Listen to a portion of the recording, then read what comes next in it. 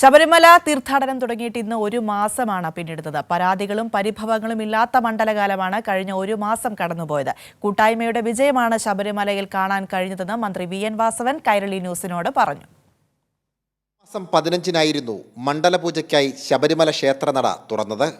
സർക്കാർ നടപ്പാക്കിയ ചിട്ടയായ മുന്നൊരുക്കം വിജയം കണ്ട തീർത്ഥാടന കാലം. ഇത് കൂട്ടായ്മയുടെ വിജയമാണെന്ന് മന്ത്രി വി എൻ വാസവൻ. ഒരു ടീം വർക്കായിരുന്നു.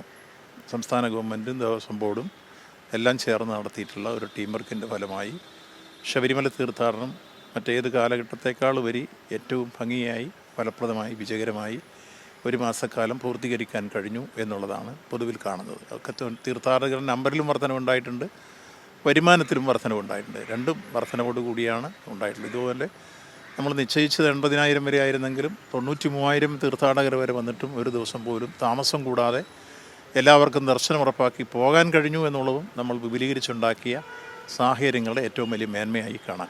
മണ്ഡലപൂജയ്ക്ക് വിപുലമായ മുന്നൊരുക്കം നടപ്പാക്കുമെന്നും മന്ത്രി പറഞ്ഞു. ഇപ്പോൾ നിലവിലുള്ള സൗകര്യങ്ങളെല്ലാം നമ്മൾ കുറെ കൂടി വിപുലീകരിക്കും. മണ്ഡലപൂജ നടക്കാൻ പോകുന്ന ഡിസംബർ മാസം 26 സ്വാഭാവികമായി തീർത്ഥാടക വർധനമുണ്ടാകും. അതൊരു സ്ഥലത്തും വിഷമുണ്ടാകാത്ത തരത്തിലുള്ള ക്യൂ സംവിധാനങ്ങളായിരുന്നാലും ശരി, സ്പോട്ട് ബുക്കിംഗ് ആയിരുന്നാലും എല്ലാം സൗകര്യത്തോടു കൂടി പോകാൻ, ഒപ്പം വിപുലമായ സന്നാഹങ്ങൾ ഒരുക്കാൻ, അവർക്ക് വരുന്നവർക്കെല്ലാം കാപ്പി കൊടുക്കാൻ, അതുപോലെ മറ്റ് പശ്ചാത്തല സൗകര്യം ഒരുക്കാൻ എല്ലാം ഉള്ള ക്രമീകരണങ്ങൾ ഒന്നുകൂടെ പരിശോധിച്ചിട്ടുണ്ട്. കോഴ്സ് ആവശ്യമുള്ളിടത്ത് കൂടുതൽ കൊടുക്കാനുള്ള നിർദ്ദേശവും കൊടുത്തു കഴിഞ്ഞിട്ടുണ്ട്. മന്ത്രി വി എൻ വാസവൻ ദിവസവും രാവിലെയും വൈകിട്ടും ശബരിമലയിലെ കാര്യങ്ങൾ വിലയിരുത്തും. ദർശനം നടത്തിയ തീർത്ഥാടകരിൽ നിന്നും അഭിപ്രായങ്ങൾ സ്വീകരിക്കും. പോരായ്മകൾ ഉണ്ടെങ്കിൽ പരിഹരിക്കുവാൻ നിർദ്ദേശം നൽകും. സർക്കാർ തീർത്ഥാടന കാലത്തിന് വലിയ പരിഗണന നൽകുന്നതിൻ്റെ തെളിവാണ് മന്ത്രിയുടെ ഈ ഇടപെടൽ.